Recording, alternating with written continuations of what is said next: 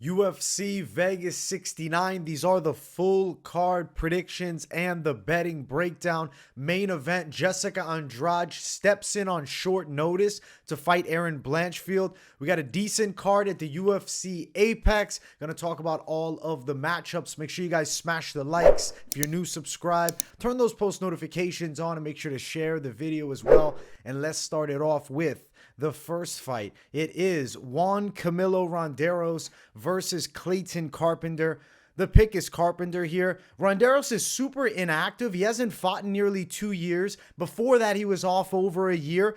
Clayton Carpenter's whole career is essentially started in the breaks that Ronderos has been taking. I like Clayton's skill set.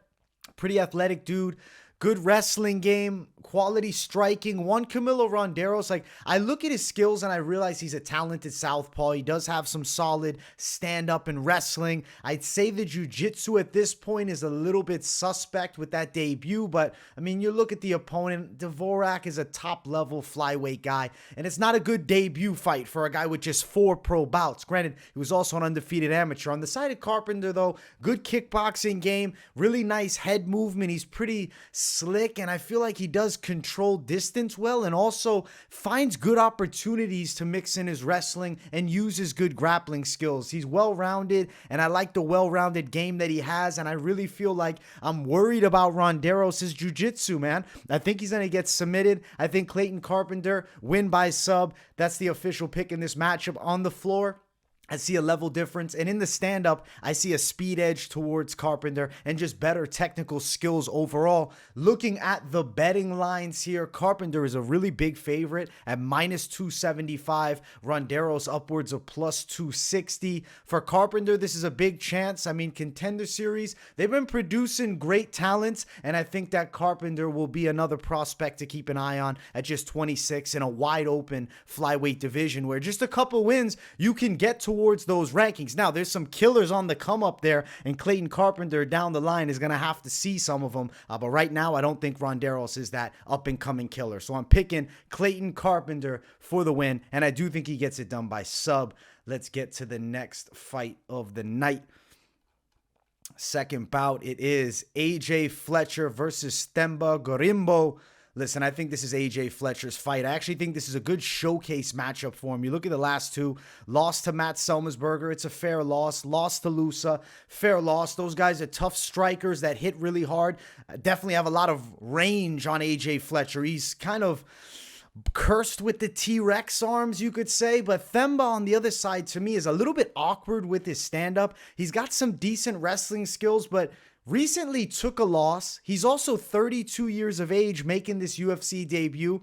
I expect AJ Fletcher to be able to touch him up on the feet. I think he's the physically stronger guy of the two, and I'm picking AJ Fletcher to get the hand raised. I'm thinking KO win. I think he can hurt Themba on the feet and actually knock him out here. Very physically strong and explosive guy who does really well in the close range, and I think he'll be out-muscling Themba as they get into the clinch. You look at Themba's striking, though, like I said, it's a little suspect. Decent jab and straights, but at times he gets a little bit wild and awkward. He'll switch stances and be out of position. I think Fletcher can catch him and hurt him. I'm picking Fletcher to get his hand raised. I do think he can get the finish in this fight here.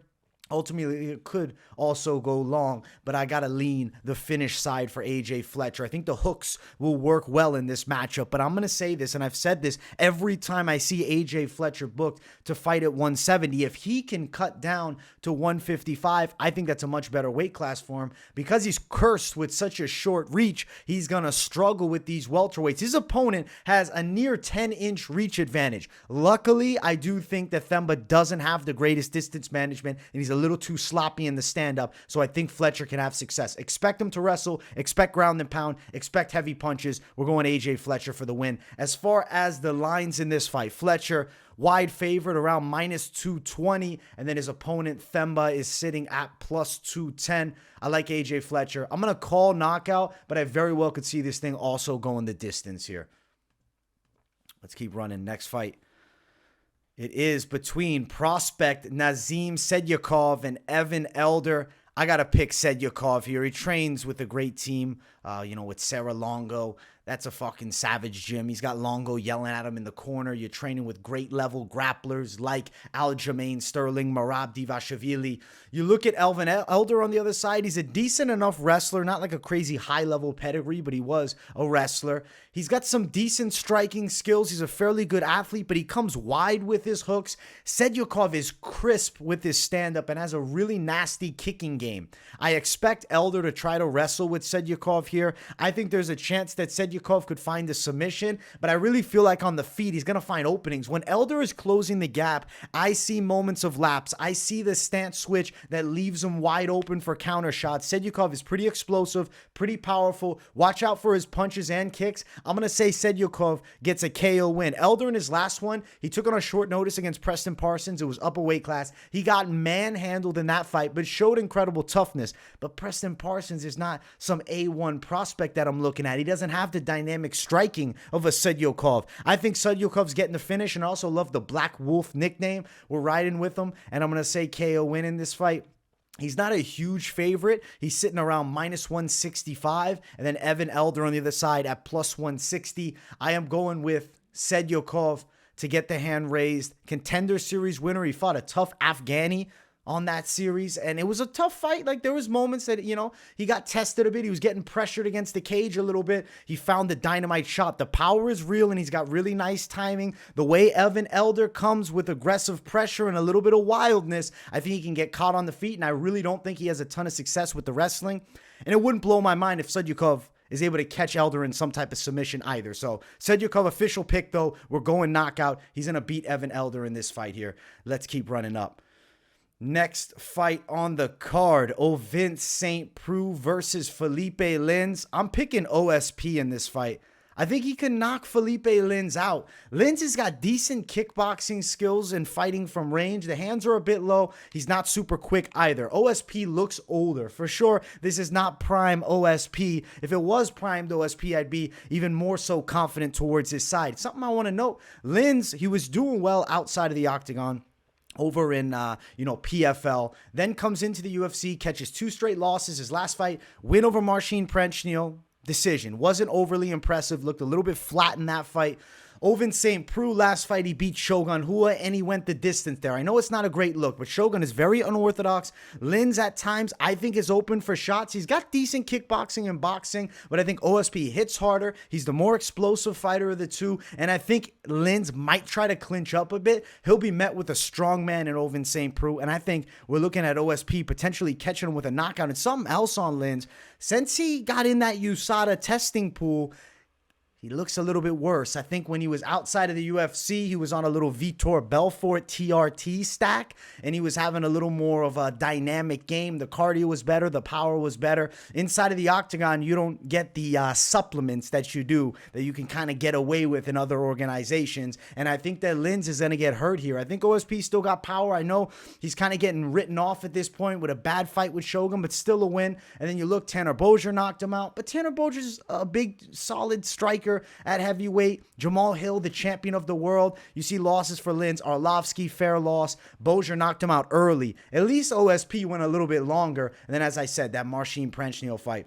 I like OSP's striking more so here in his unorthodox attack. I think Lins may try and wrestle, but he's going to find it difficult to control OSP. And you can never sleep on Ovince St. Preux's ground game either. We know OSP has some freaky submissions. I mean, the Von Preux choke, that's his signature. So I think Lins, in the striking and on the floor, could find himself in trouble. I know OSP is about to be 40, but I think he can get one more win. Maybe he calls it a career after this one. He's not been talking retirement, but we shall see. I'm picking Ovince St. Preux to win, and I think that the betting odds are crazy. Plus 190.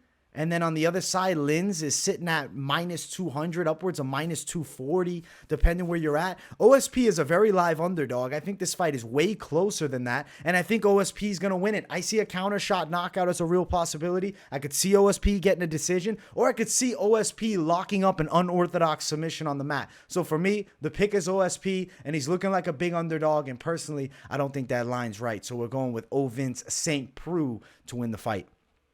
Let's keep running to our next fight. It is Jamall Emmers versus Khusein Askhabov here. Listen, the Chechen prospect Askhabov should get this win here. I mean, 23-0. That's a marvelous record. Jamall Emmers is not an easy fight, though. He's a long striker, a guy that's pretty fast and was having success in his last fight against Pat Sabatini until he got his knee ripped in half. That's how the fight game goes. You know what I'm saying? Those leg locks have changed the game a bit, and Emmers has been out for a while.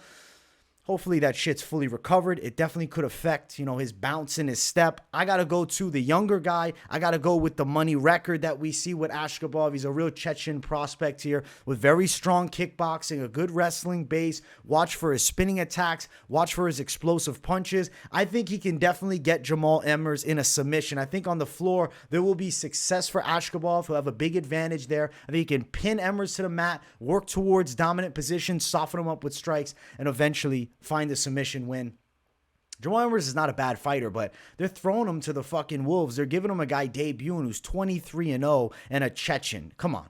This is just not fair. The OV, you got to go OV against Emmers here. So we're going Askhabov for the win. I actually like Jamall Emmers' style. He's a pretty explosive guy with decent striking from the outside, but he's going to get manhandled, I think, in this fight. So we're going Askhabov, win by submission. And the line is actually really, really close. -140 Askhabov, Jamall Emmers at +125. I like the close money, slight favorite in Askhabov to get himself a submission win and a signature win inside of the UFC here. Big opportunity for him. I think he's going to shine.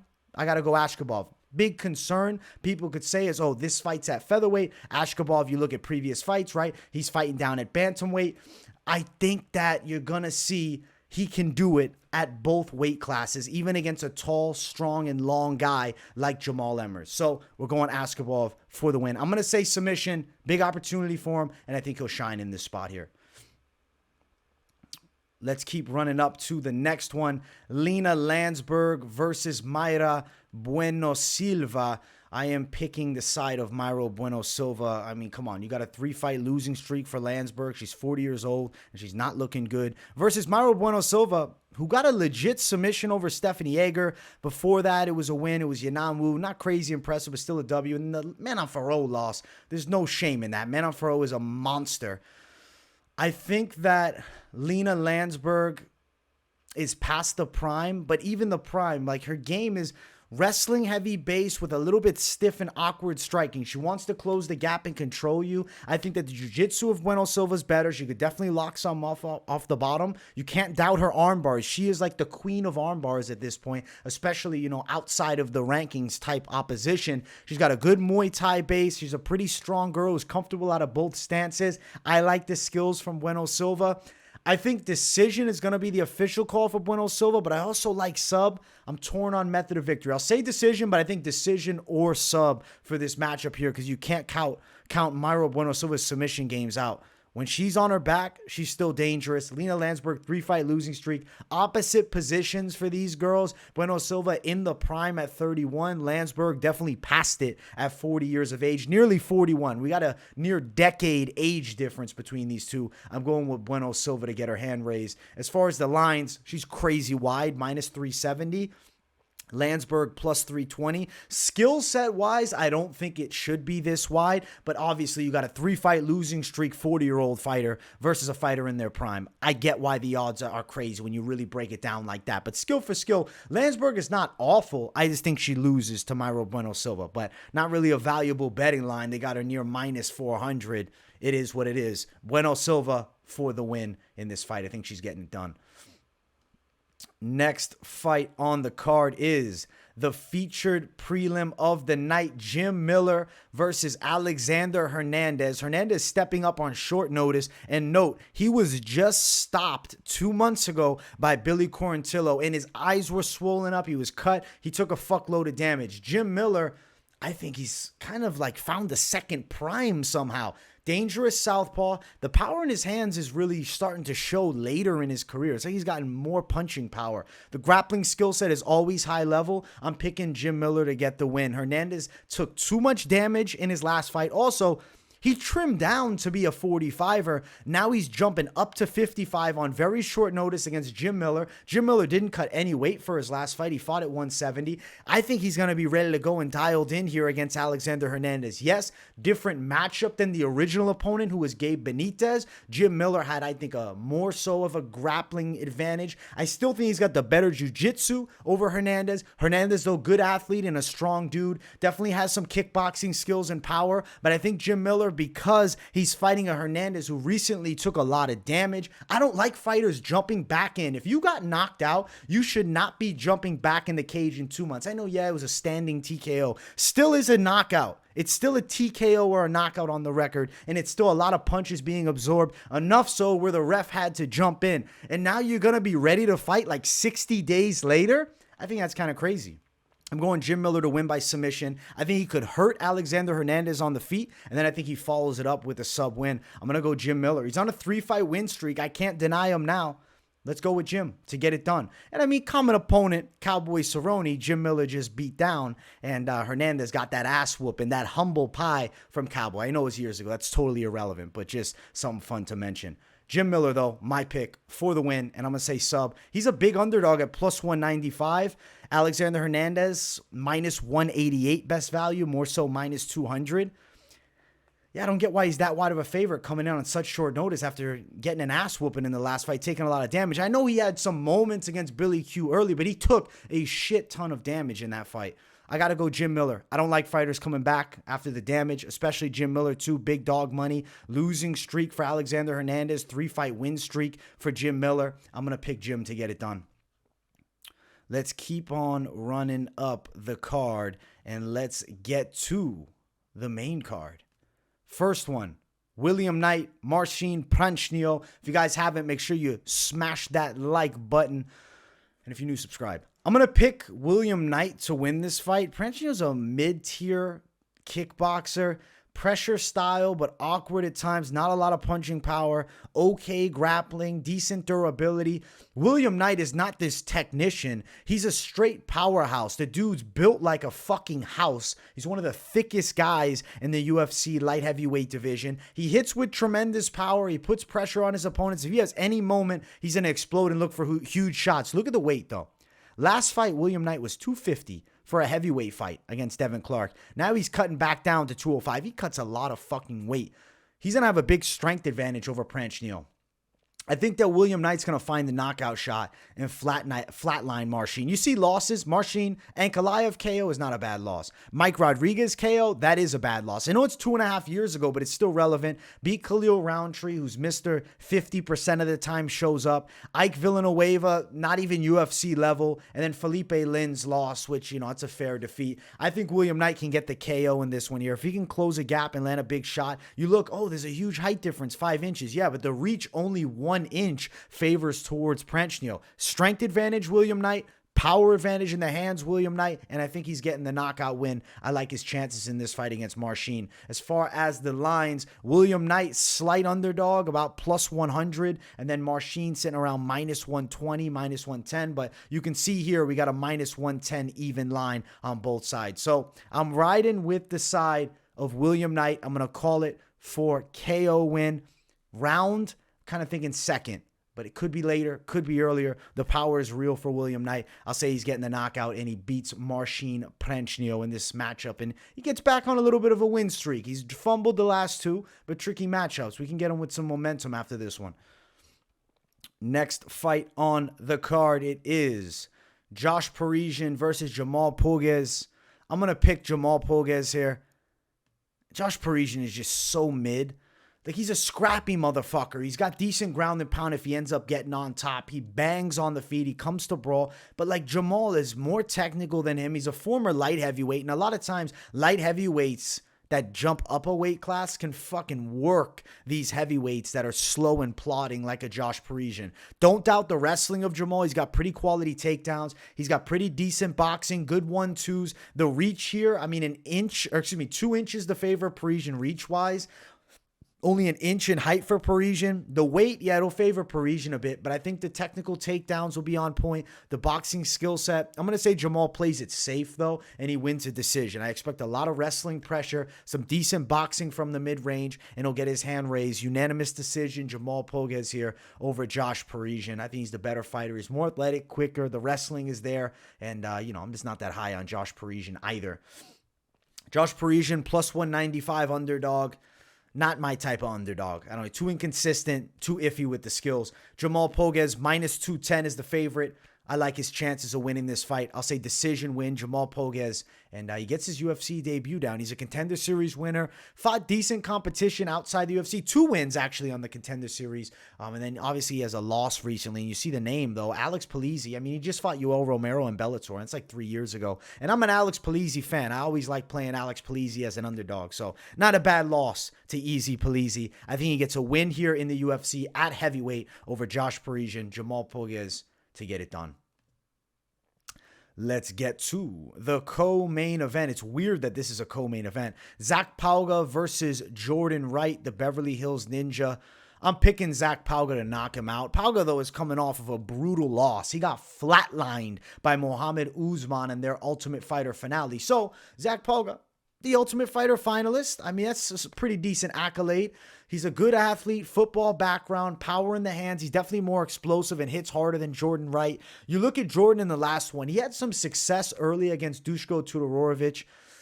But, man, I think he's running into trouble here. He's coming up a weight class to light heavyweight, fighting a guy coming down from heavyweight. Granted, Pauga's always been a light heavyweight. He just chose to compete as a heavyweight on the Ultimate Fighter to get in that UFC door. And, I mean, he got a knockout on the show, too.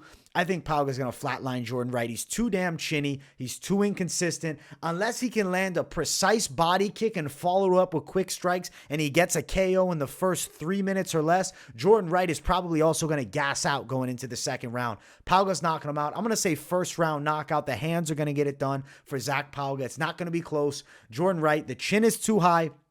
He's not durable. Let's be honest. He's chinny. He gasses.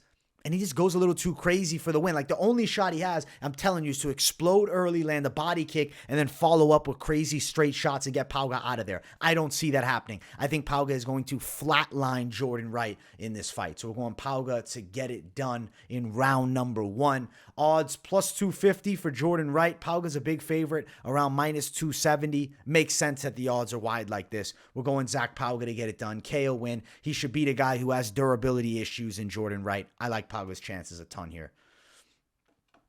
Main event of the evening. If you guys haven't, make sure you smash the likes. And if you're new to the channel, subscribe. It's Jessica Andrade versus Erin Blanchfield. Andrade is stepping in on 1 week's notice to fight Blanchfield. Talia Santos pulls out. Andrade, courageous to jump in. I respect the hell out of it. I thought she'd be getting a title shot at 115 pounds. Instead, she's getting a big fight against one of the hottest prospects in the women's flyweight division, maybe just in women's MMA overall, the monster of a grappler, Erin Blanchfield, who seems like she might be from Dagestan because her wrestling is crazy. I've been, sitting on the fence with this one. I'm like, wow, this is a tricky pick because Andrade hits like a fucking Mack truck. But Erin Blanchfield is a monster wrestler. And if you remember Valentina Shevchenko taking Andrade down and controlling her, I'm going Erin Blanchfield, ground and pound, KO, TKO. She beats Jessica Andrade. Andrade coming in on short notice. She's not preparing for this level of wrestling. Her last fight, she fought Lauren Murphy, who's a primary striker, and a slow one at that. And Jessica Andrade ripped her apart with the stand-up. Now she's fighting a chain wrestler who is really the boogie woman on the ground. Heavy as hell from the top position, tremendous ground and pound, submission skills. I'm going Erin Blanchfield. Could be a sub, but I'm thinking ground and pound KO, TKO. We got 5 rounds to work. I respect the hell out of Andrade for jumping in. But I got to go Blanchfield. I got to go with the youth. I got to go with the prospect, the bigger girl, and the wrestling skills. I really think she's got the goods. Beating Andrade here, it sucks because now Andrade is going to be out of the title picture, period. But it seems like the UFC doesn't mind risking that. They give Blanchfield the platform to really build herself. Because if you beat Jessica Andrade, you are now a serious contender in the women's flyweight division. Because in women's mixed martial arts, Jessica Andrade is feared. She's one of the best. I just feel like Blanchfield's style matches up well. I see so much improvement for her. If Andrade was able to catch her and knock her out, it wouldn't blow my mind because Andrade is a straight powerhouse striker. But Lauren Murphy ate her best shots and went long in that fight. Erin Blanchfield, at this point, I haven't seen anything to tell me she's got any bit of a weak chin. She's young. She's hungry. She's on the come up. She had a full camp for this 5-round fight. Andrade was just training for a 3-rounder. I'm going Erin Blanchfield, KO, TKO. I'm going to say ground and pound. Could be 3, could be 4, somewhere along the lines. Maybe it goes the full 5, but I'm thinking KO, TKO is the official prediction. Ground and pound for Erin Blanchfield. I'll say she'll beat Jessica Andrade, which is crazy. You know, the fight freaking flips from Talia Santos, who's a monster of a challenge for Blanchfield. And now she gets Jessica Andrade, another monster of a challenge. But note something. Talia Santos, a lot of people thought she could have beat Valentina on the scorecards. Andrade was woman-handled by Valentina Shevchenko. I think Erin Blanchfield, maybe confidence even higher in this matchup. The wrestling skills are going to get her the win. Kind of take a little blueprint from Valentina. Work the wrestling early. Pretend you're going to strike a bit. Try a little bit. As Andrade loads up with big shots, there'll be opportunities for takedowns. Blanchfield will land them. My confidence is building in Blanchfield as I'm sitting here telling you guys about this fight. We're going Erin Blanchfield for the win. I'm going to say ground and pound. She gets it done. Upset. Short notice for Andrade, mad respect, but she's losing to Blanchfield. Plus 141, Blanchfield, she's a dog. Jessica Andrade, minus 160. What a crazy flip. I actually got to tell you guys, I like this main event way more than the Talia Santos one. Because Santos now is still in that top end of the title picture. She's real close to a rematch with Valentina.